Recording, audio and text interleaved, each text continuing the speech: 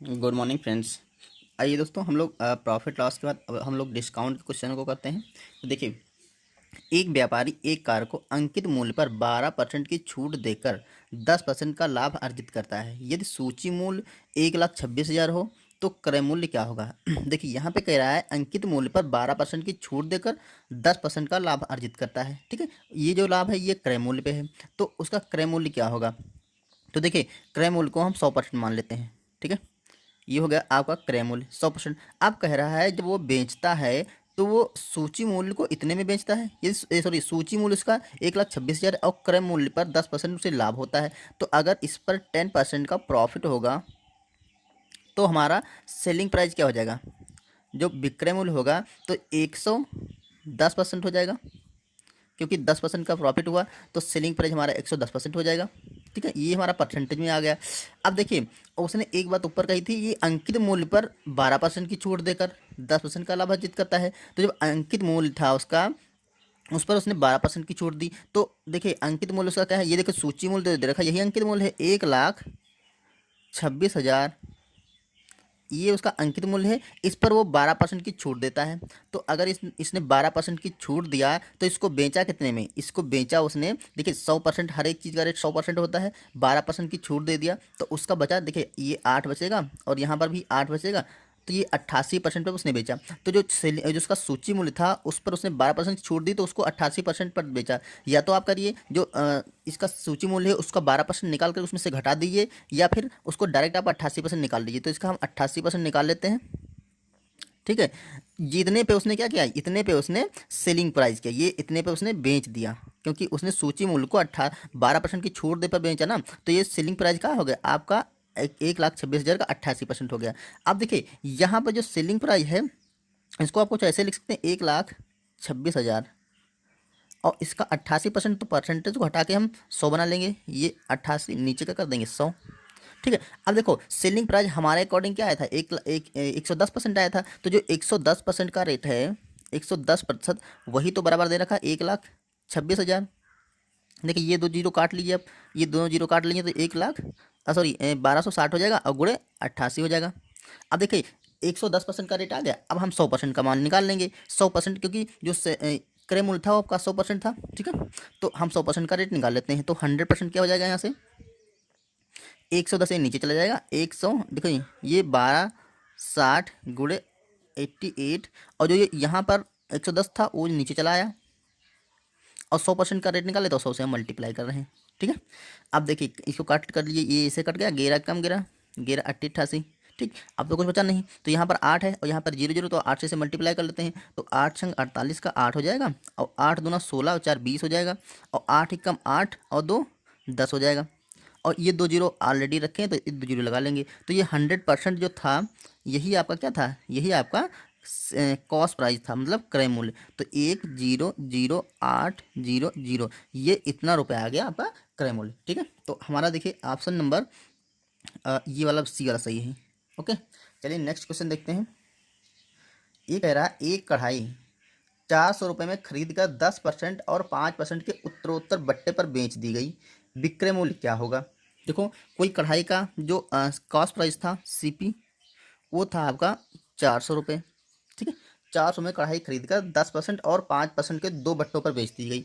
तो पहले इस पर 10% का बट्टा लगा, पहले इस पर 10% का बट्टा था। तो देखिए 10% का बट्टा लगेगा तो कढ़ाई का जो रेट था वो 100% था, 10% का बट्टा लगा। ठीक है, डिस्काउंट आपका 10% लगा, तो सेलिंग प्राइस कितना रह गया, ये हो गया आपका 90%।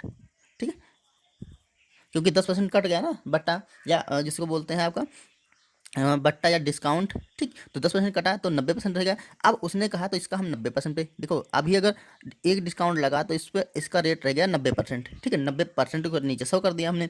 अब कह रहा है उस पर एक और बट्टा लगता है, 5% का एक और बट्टा लगता है। अब ये 5% का बट्टा और लगेगा तो इसका रेट हो जाएगा आपका फिर से, देखिए अब ये अपने आप में 100% हो गया। अब 5% का फिर से, अगर इसको हम फिर से 100% मानेंगे तो 5% का फिर से बट्टा लगा तो ये इसका रेट 95% हो जाएगा। तो ये देखिए, ये जो जितना रेट था इसका 95% हो जाएगा, क्योंकि ये अपने आप में 100% हो गया। तो इसका हम 95% फिर से निकालेंगे 5% के डिस्काउंट पे, तो 95% को हटा के नीचे 100 कर देंगे। अब हम लोग इसको कैलकुलेट कर लेंगे तो हमारा सेलिंग प्राइस आ जाएगा, विक्रय मूल्य पर चलना। तो देखिए, ये तो क्रय मूल्य इतना था, अब हमने क्या किया, इस पर बट्टे लगा दिया तो ये बन गया सेलिंग प्राइस।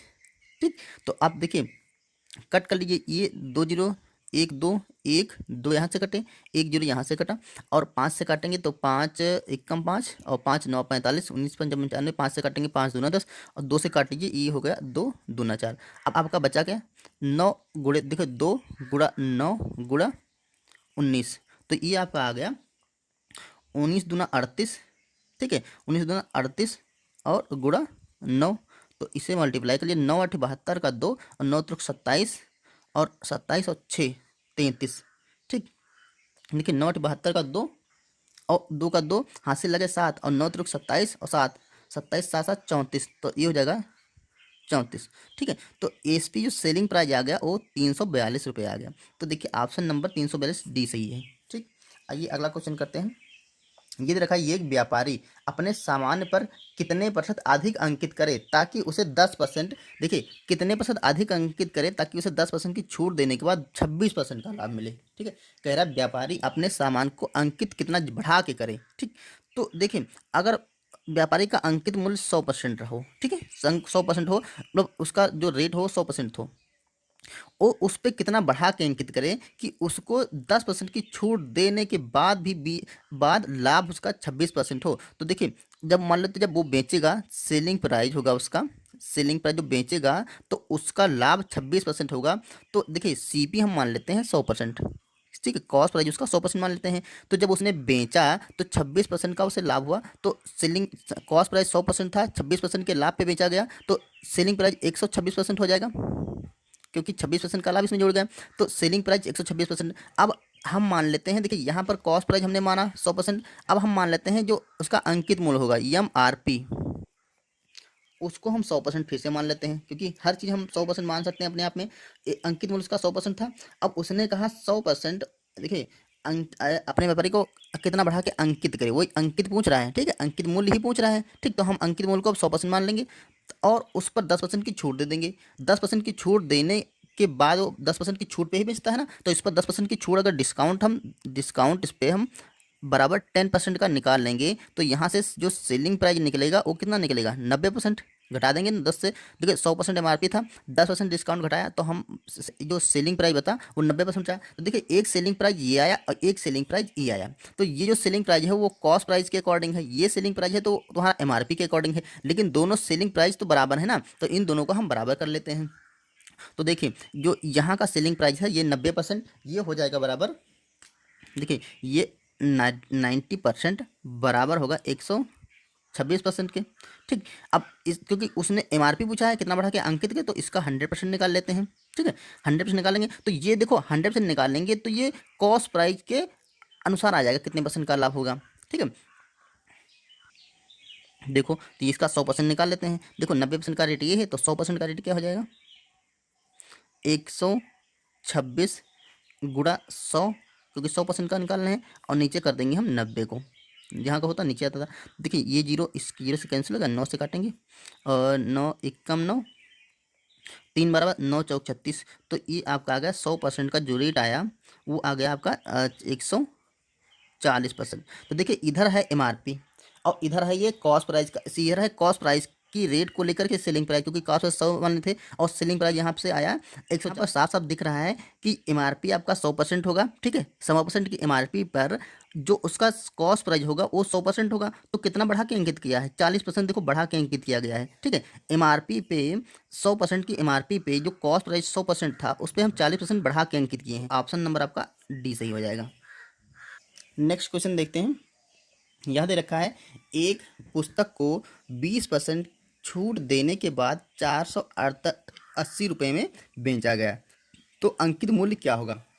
देखो पुस्तक पर उसने 20% की छूट दे दी और बेचा गया 480 रुपये में, तो अंकित मूल्य पूछे, तो अंकित मूल्य लेते हैं MRP हम, जो MRP होगा वो 100% है। ठीक है, 100% में 20% की छूट दे दी। ठीक, पुस्तक को 20% की छूट पे बेचा गया, तो जो छूट देती दोस्तों, कभी भी आपका डिस्काउंट जो होता है वो सदैव MRP पर ही होता है। ठीक, तो छूट को क्योंकि कोई अगर क्रय मूल्य पर छूट देगा तो उसका लाभ ही नहीं होगा कभी भी, क्रय मूल्य पर कोई छूट नहीं देता। MRP पे जो हमारा डिस्काउंट होता है वो कभी भी हम दुकान पर सामान लेने जाते हैं तो उसका जितना MRP पड़ा होता है उसी पे छूट देता है, तो इस पर जब डिस्काउंट इसका होगा 20% का, तो इसका सेलिंग प्राइस क्या हो जाएगा, सेलिंग प्राइस आपका 80% हो जाएगा। क्लियर, क्योंकि 20% का डिस्काउंट कर दिया ना। तो अब देखिए छूट देने के बाद 480 में बेचा गया, जो ये बेचा गया यही तो आपका MRP, सॉरी यही तो आपका सेलिंग प्राइस है, यही तो आपका विक्रय मूल्य है, तो ये बराबर होगा 480 के। अब यहाँ से हमें निकालना पड़ेगा 100% का रेट, अंकित मूल्य पूछ रहा ना, तो 100% का रेट निकाल लेते हैं। तो 80% का रेट ये है, तो 100% का रेट क्या हो जाएगा, 100% बराबर 480 गुणा 100 और बटा कर देंगे, ये 80 नीचे आ जाएगा, तो 80 को नीचे कर देंगे, ये जीरो कट गया, 8 8 छंग 48, तो ये आपका आ गया 600, 6 गुणे 100 बराबर 600। तो 600 रुपये जो 100% आया, ये 100% ही तो MRP माना था हमने, तो अंकित मूल्य क्या आ गया आपका 600। देखिए ऑप्शन नंबर बी सही है। चलो अगला क्वेश्चन करते हैं। इधर लिखा है ए अपने सामान को 20% से अधिक अंकित करता है तथा ग्राहक को 20% की छूट देता है। 20% अधिक अंकित भी किया और ग्राहक को 20% की छूट भी दे दिया। यदि विक्रय मूल्य उसका 960 रुपये हो तो क्रय मूल्य ज्ञात करना है। ठीक, 20% अधिक अंकित किया बढ़ा करके, तो इसका मतलब क्या है, ये जो तुम्हारा क्रय मूल्य होगा इसी को 20% बढ़ा के अंकित करेगा। ठीक है, तो आपका हम CP मान लेते हैं, CP बराबर 100% है, और जब इस पर 20% बढ़ा के अंकित करता है, 20% इसका बढ़ा के उसने अंकित किया, तो MRP क्या हो गया, बराबर 120%। क्लियर, MRP आपका 120% है, क्योंकि 20% उसने बढ़ा के अंकित किया ना। अब देखो तथा ग्राहक को 20% की छूट देता है। अब देखो 120% उसने अंकित किया, तो जो छूट होती है डिस्काउंट, वो ये 20% है, और डिस्काउंट तो किस पे होगा, MRP पर होता है। तो हम MRP पर 20% की छूट देते हैं, तो ये 120%, इसका हम 20% जो छूट होगी, तो इसको कितने पर बेचेगा आप देख लीजिए। इसको देखो 120% जितना भी रेट है, ये 120%, इस पर 20% की छूट दे रहा है, तो इसको बेचेगा वो, जब 20% की छूट देगा तो 80% पे सामान को बेचेगा। ठीक है, तो इसका 80% पे उसने बेचा, और यही जो बिक्री मूल्य आया है, जो बेचा है वो 960 में बेचा है, 960 में, क्योंकि इनके अकॉर्डिंग 960 में वो बेचता है, हमारे अकॉर्डिंग 120% का 80% 960 होना चाहिए, क्योंकि इधर भी विक्रय मूल्य है इधर भी विक्रय मूल्य है। तो ये अब इसको कैलकुलेट कर लीजिए। तो देखिए आप यहाँ से हमें कैलकुलेट क्या करना है, तो क्रय मूल्य निकालना है। क्रय मूल्य 100% माना था, तो 100% का रेट हमें निकालना है। क्लियर, तो देखो यहाँ पर 120% दे, 120 और 80% का मान ये है, तो 100% का मान हमें निकालना है। तो क्या करेंगे हम, देखो 100% का रेट बराबर 960 इधर है। अब जितनी भी चीज़ें यहाँ पर दे रखी हूँ सबको बराबर के नीचे कर दीजिए, क्योंकि इधर गुणे में है, इधर है तो बराबर के नीचे जाएंगी नीचे तरफ। तो 120 गुणे 100 सॉरी गुणे 80। ठीक, और देखिए यहाँ पर 80% का जो रेट था, ठीक, अब यहाँ परसेंट लगा, ये वाला परसेंट हमने यहाँ रख लिया और गुणा कर देंगे 100 से। ठीक, अब देखो इसको सॉल्व करने के लिए एक आपको ध्यान देना पड़ेगा, यहाँ पे 80% है, तो 80% को हटा करके हम इसको नीचे 100 कर देंगे। देखो ये परसेंट जब हटाएंगे तो नीचे 100 कर देंगे। क्लियर, अब इसको सॉल्व करेंगे तो यहाँ से जो ये 100 होगा, ये बटे के बटे है, तो ये नीचे से ऊपर चला जाएगा 100। ठीक, और ये जीरो, इस जीरो से कैंसिल हो गया, 12 से काटेंगे तो 12 8 96। ठीक, और 8 से ये वाला 8 कट गया, जीरो बचा, जीरो से ये जीरो कट गया, तो आपका देखिए यहाँ से आपका एक एक देखो यहाँ पे 10 आया, यहाँ पे 100 आया, तो 10 और 100 की गुणा 1000 हो जाएगी। ठीक है, तो यही आपका क्या हो जाएगा, यही आपका 1000 रुपये जो क्रॉस कॉस्ट प्राइस था ना, क्रय मूल्य, वही आपका 1000 रुपये आएगा। देखो CP सॉरी क्रय मूल्य 100% माना था, तो यहाँ पे हो जाएगा आपका CP बराबर 100%। क्लियर दोस्तों, थोड़ा कैलकुलेटिव है ये, यहाँ पे थोड़ा कैलकुलेटिव हो गया है, बस बाकी इजी क्वेश्चन है। देखिए यहाँ से भी आप सॉल्व कर सकते थे। 120% गुणे 80 को हम एक 80 जब यहाँ से परसेंटेज हटाते तो 80 के नीचे 100 लग जाता, तो वही जो 100 होता वो ऊपर यहाँ पहुँच जाता। ठीक है, हमने यहाँ पे वो काम कर दिया जो यहाँ पे करना चाहिए था। ठीक, यहाँ करो या तो यहाँ करो, आपका आंसर क्या है, 1000 आ गया। ठीक, तो हमारा ऑप्शन नंबर C सही होगा। आइए अगला क्वेश्चन देखते हैं। ये दे रखा है किसी अंकित मूल्य पर 30% का एक बट्टा तथा 20% और 10% के दो बट्टे, एक तो 30% का बट्टा तथा 20% और 10% के दो बट्टे देने पर विक्रय मूल्यों में जो अंतर होगा वो 72 रुपये है, तो अंकित मूल्य ज्ञात करना है। ठीक है, देखो उसने कहा है एक एक कोई चीज़ है उसको 30% के बट्टे पर बेची गई, तो देखो हम यहाँ पे अंकित मूल्य निकालना है, तो हम MRP मान लेते हैं। MRP मतलब अंकित मूल्य बराबर 100% मान लेंगे। अब उसने कहा है इस पर 30% का 1/2 दे या 20% का और 10% के 2/2 दे। ये दोनों चीज़ें अलग हैं। अगर 30% का 1/2 दे और 10-20% के 2/2 दे तो उन दोनों बट्टों में जो विक्रय मूल्य होगा, इसका जो विक्रय मूल्य होगा एक, ये विक्रय मूल्य होगा, दोनों विक्रय मूल्य का अंतर 72 रुपये है। ठीक है, अगर क्वेश्चन आपके समझ में आ रहा है तो आंसर आप तुरंत निकाल लेंगे। तो देखो सबसे फर्स्ट जो बट्टा जो फर्स्ट डिस्काउंट है वो आपका है 30% का डिस्काउंट है। तो यहाँ से जो SP1 होगा, प्रथम विक्रय मूल्य होगा, वो आपका हो जाएगा 70%। क्लियर। अब देखिए जो SP2 है, SP2 दूसरा जो डिस्काउंट है तो वो आपके दो हैं दूसरे डिस्काउंट पे, एक तो 20% का है और दूसरा क्या है 10% का। ठीक। अब तो यहाँ से SP2 विक्रय मूल्य कितना हो जाएगा, देखो पहले तो ये वाला बट्टा लगाएंगे 100% पे, तो इसका रेट 80% रह जाएगा।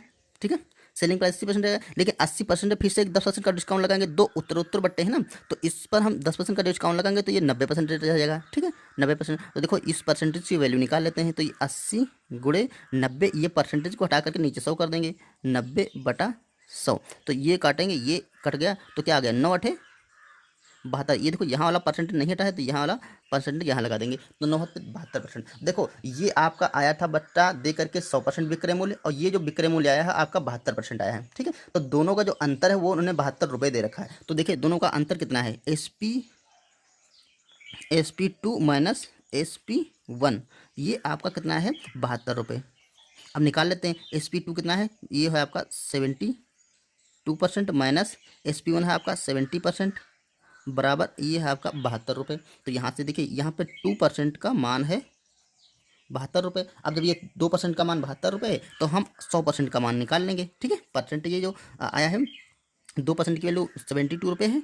ठीक है, 2% के 72, 100% का मान निकाल लेंगे। तो देखिए यहाँ से इसको क्या कर देंगे, नीचे बराबर देखो 100% बराबर ये 72 हो जाएगा, और जो यहाँ पर बराबर यहाँ पर जो था वो हम नीचे कर देंगे और बाकी 100 से मल्टीप्लाई कर देंगे। ठीक है दोस्तों, ये तो आप समझ रहे होंगे ना कि कैसे होता है। देखिए ये होता है एक एक नियम से, देखो 1% बराबर निकालेंगे 72/2 हो जाएगा, और फिर इसको 100 से गुणा कर देंगे, इधर भी 100 से गुणा कर देंगे तो इधर 100 हो जाएगा, इधर भी 100 से गुणा कर देंगे तो वही चीज़ यहाँ पे आ जाती है। क्लियर। अब इसको काट लेंगे, 2 से काटेंगे, 2×5=10, तो ये हो गया 50, तो 72×50, तो ये हो गया आपका, देखिए 0 हो जाएगा, और 5×5=10 और 5×7=35, 1×36।